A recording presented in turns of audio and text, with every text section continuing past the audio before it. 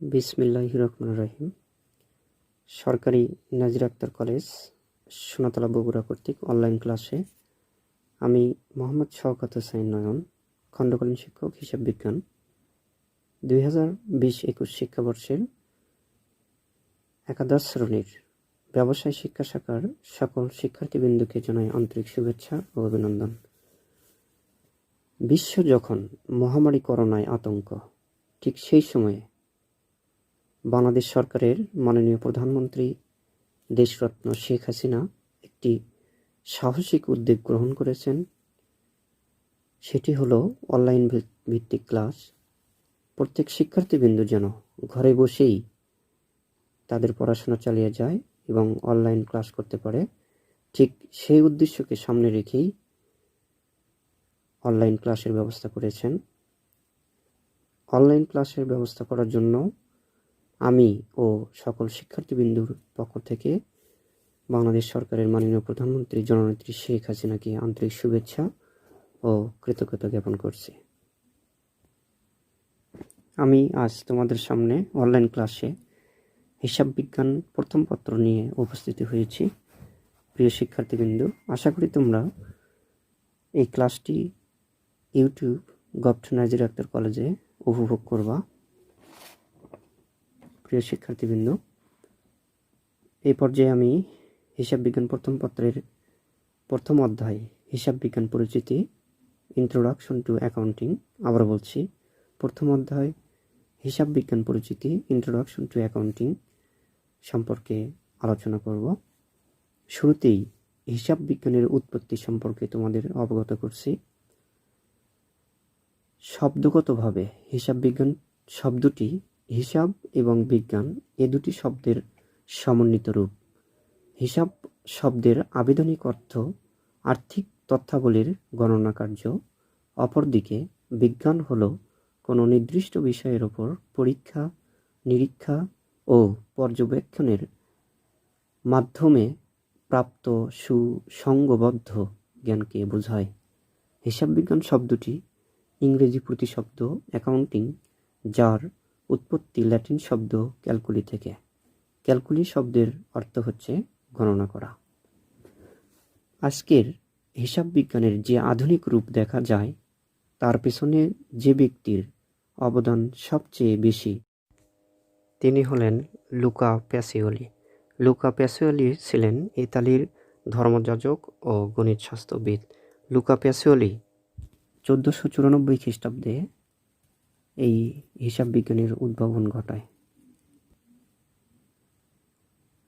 গণিত শাস্ত্র সম্পর্কে তার লিখিত গ্রন্থ বিশ্বব্যাপী সমাদৃত হয়। লিখিত গ্রন্থটির নাম হচ্ছে সুম্মা দি অ্যারিথমেটিকা জিওমেট্রিকা প্রপরশনালিটা। আবারও বলছি, সুম্মা দি অ্যারিথমেটিকা জিওমেট্রিকা প্রপরশনালিটা। প্রিয় শিক্ষার্থীবৃন্দ, তিনি এই গ্রন্থেই 1494 সালে হিসাব রক্ষণের মূলনীতি দুতরফাতা দাখিলা পদ্ধতি ব্যাখ্যা করেন। এই পর্যায়ে তোমাদের সামনে আলোচনা করব হিসাব বিজ্ঞানের সংজ্ঞা। হিসাব বলতে কোনো বিষয়ের সঠিক ও নির্ভুল তথ্য, অপরদিকে বিজ্ঞান হলো কোনো নির্দিষ্ট বিষয়ের উপর পরীক্ষিত সত্যতা বা বিশেষ জ্ঞান। তাই হিসাব বিজ্ঞান হলো তথ্যের বিজ্ঞান। কোনো প্রতিষ্ঠানের কোনো নির্দিষ্ট সময়কালে সংগঠিত আর্থিক লেনদেনসমূহ লিপিবদ্ধকরণের মাধ্যমে সামগ্রিক ফলাফল ও উক্ত প্রতিষ্ঠানের আর্থিক অবস্থা নির্ণয় এবং পর্যালোচনা করে তথ্যসমূহ ব্যবহারকারীদের নিকট পৌঁছে দেওয়ার পদ্ধতিকেই হিসাব বিজ্ঞান বলে। হিসাব বিজ্ঞানের কয়েকটি সংজ্ঞা নিম্নে আলোচনা করা হলো। American institute of certified public accountants AICPA এর মতে আর্থিক বৈশিষ্ট্য সম্পন্ন লেনদেন ও ঘটনাসমূহকে তাৎপর্যপূর্ণভাবে এবং অর্থের পরিমাণে লিপিবদ্ধকরণ, শ্রেণীবদ্ধকরণ, সংক্ষিপ্তকরণ ও তার ফলাফল বিশ্লেষণ করার কৌশলকে হিসাব বিজ্ঞান বলে। Financial accounting standard board FASB এর প্রদত্ত সংজ্ঞায় বলা হয়েছে, হিসাব বিজ্ঞান হল আর্থিক তথ্যের বিভিন্ন ব্যবহারকারীদের নিকট একটি প্রতিষ্ঠানের অথবা ইউনিটের আর্থিক কার্যাবলীর পরিমাপ এবং প্রতিবেদনের কাজে ব্যবহৃত প্রক্রিয়া। আমেরিকান অ্যাকাউন্টিং অ্যাসোসিয়েশন AAA এর প্রদত্ত সংজ্ঞায় বলা হয়েছে যে পদ্ধতি আর্থিক তথ্য নির্ণয়, পরিমাপ ও সরবরাহ করে উহার ব্যবহারকারীদের বিচার ও সিদ্ধান্ত গ্রহণে সাহায্য করে তাকে হিসাব বিজ্ঞান বলে।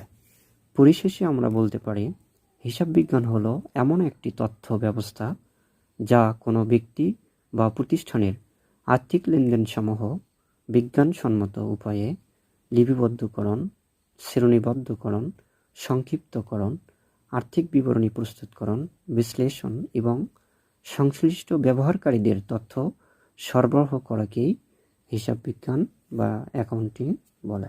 প্রিয় শিক্ষার্থীবৃন্দ, আশা করি তোমরা সবাই হিসাব বিজ্ঞান প্রথম পত্র প্রথম অধ্যায় হিসাব বিজ্ঞান পরিচিতি সম্পর্কে অবগত হয়েছ। আজ এ পর্যন্তই।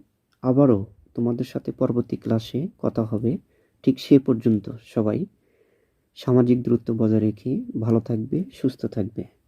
পরিশেষে যার তত্ত্বাবধানে সরকারি নাজির আক্তার কলেজ সোনাতলা বগুড়া কর্তৃক অনলাইন ক্লাস পরিচালিত হচ্ছে, তিনি হচ্ছেন অত্র কলেজের সম্মানিত সুযোগ্য অধ্যক্ষ প্রফেসর মোহাম্মদ মাহবুবুল ইসলাম মহোদয়কে আমি ও সকল শিক্ষার্থী বিন্দুর পক্ষ থেকে কৃতজ্ঞতা ও ধন্যবাদ জানিয়ে আমি আমার ক্লাসটি শেষ করছি।